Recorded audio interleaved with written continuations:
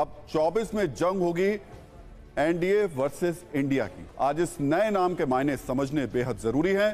साथ ही बताएंगे इसके पीछे दिमाग किसका है। Why UPA turns to India, what is UPA, आखिर क्यों पार्टीज गठबंधन करती हैं और ऐसी क्या जरूरत पड़ी जिसकी वजह से यूपीए का नाम बदलकर इंडिया रखना पड़ा। क्या ये सही बात है जिस चीज में ना हार का पता हो ना जीत का, और उस चीज का नाम अपने देश या किसी भी देश के नाम पर रखा जाए? क्या ये किसी भी देश के नाम के साथ खिलवाड़ नहीं होगा? क्या लगता है आपको? अगर गहराई से सोचा जाए तो ये कुछ सही नहीं होगा, क्योंकि जब ये गठबंधन हारेगा तो पहले हारता तो बोला जाता है कि यूपीए हार गया, बट अब हारा तो बोला जाएगा कि इंडिया हार गया, वो भी किससे? अपने ही देश के लोगों द्वारा, जो कि इंडिया जैसे महान वर्ड के लिए गलत होगा। लेकिन इस नाम के रखने के कई और भी कारण हो सकते हैं और सबकी नज़र से इसको देखने का तरीका भी अलग हो सकता है। और तो और ये इंडिया वर्सेस एनडीए का क्या सीन है। तो चलिए इन सभी प्रश्नों को खत्म करते हैं और बात करते हैं सबसे पहले कि व्हाट इज यूपीए और आखिर क्यों इसका नाम चेंज कर इंडिया रखा गया। तो नमस्कार दोस्तों, कैसे हैं आप सभी। जैसे कि चुनाव आने ही वाले हैं और हर जगह चुनाव को लेकर नई बातें सामने आ रही हैं। यूपीए यानी United progressive alliance. United progressive alliance ये एक ऐसा गठबंधन है जो कि कई सारी पार्टीज को मिलाकर बनाया जाता है और ये पार्टीज मिलकर चुनाव लड़ती हैं। ये संगठन 2004 में कुछ पार्टीज द्वारा मिलकर बनाया गया था।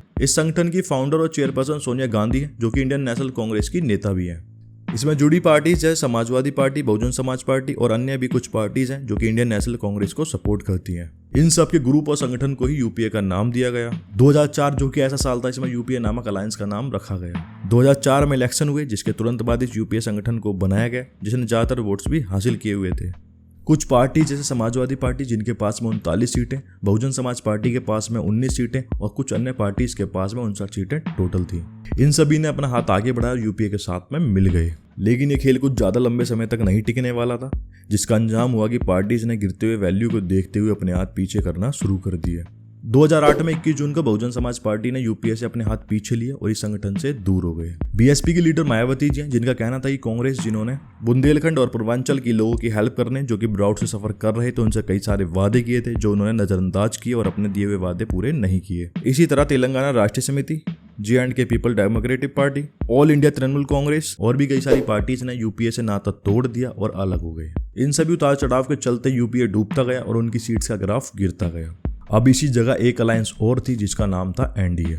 एनडीए यानी नेशनल डेमोक्रेटिक अलायंस, जो कि बीजेपी द्वारा गवर्न की जा रही थी। इसके फाउंडर श्री अटल बिहारी वाजपेयी ने लाल कृष्ण आडवाणी और नरेंद्र मोदी के साथ मिलकर इस संगठन का निर्माण करा, जिसे नरेंद्र मोदी जी ने 6 साल 1998 से 2004 तक लीड करा। जिस जगह यूपीए जैसा संगठन आसमान से जमीन की ओर आ रहा था, उसी जगह एनडीए जो कि बीजेपी का था वो आसमान की ऊंचाइयों को छू रहा था। अब किसी पार्टी के गिरने की वजह से ना कि उसकी वैल्यू गिरती, बल्कि साथ के साथ उसका नाम भी खराब होता है। और उसी तरह यूपीए के गिरने के कारण कहीं ना कहीं इसका नाम भी खराब हो चुका था। तो अब इस नाम को लेकर कांग्रेस पार्टी टिक तो पाती नहीं, इसलिए नाम के ऊपर एक नए नाम का मुखड़ा पहनना भी इनके लिए जरूरी था। इस यूपीए के दौरान इतनी सारी पार्टीज थी और इन पार्टीज को अपनी अपनी पार्टी चलाने के लिए उनके फंड की जरूरत थी और फंड के लिए इन्होंने स्कैम किए। यूपीए के दौरान इतने सारे स्कैम हुए कि इसका ठप होना तय था। इसकी खूब बदनामी भी हुई और यूपीए नाम मुंह के बल जमीन पर आ गिरा, क्योंकि जब भी कोई नाम की वैल्यू खत्म होती है तो दोबारा से शुरू करने पर उसका नाम को चेंज करना ही पड़ता है। तो इसलिए यूपीए का नाम बदलकर इंडिया रखा गया, बट नाम बदलने से ये तो कोई जरूरी नहीं था कि यूपीए चल ही जाएगा।